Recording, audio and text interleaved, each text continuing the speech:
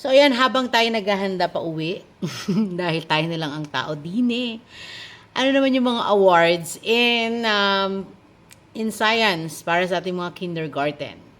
Number 1, Quantum Leap Award. Number 2, Naturalist Award. Number 3, Budding Scientist Award.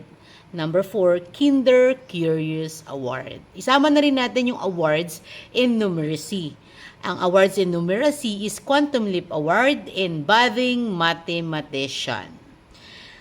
Isama na rin natin ang award in Physical Agility. Baka may makakuha sa inyong mga anak nito ay number 1 is Athletics Award. Number 2 is Sporty Kid Award. Alin man dyan, okay lang yan. Basta i-acknowledge natin ang kakayahan ng ating mga mag-aaral. Congratulations in advance. Kung nakuha ng anak mo, i-comment mo na dito sa ating comment section. And congrats!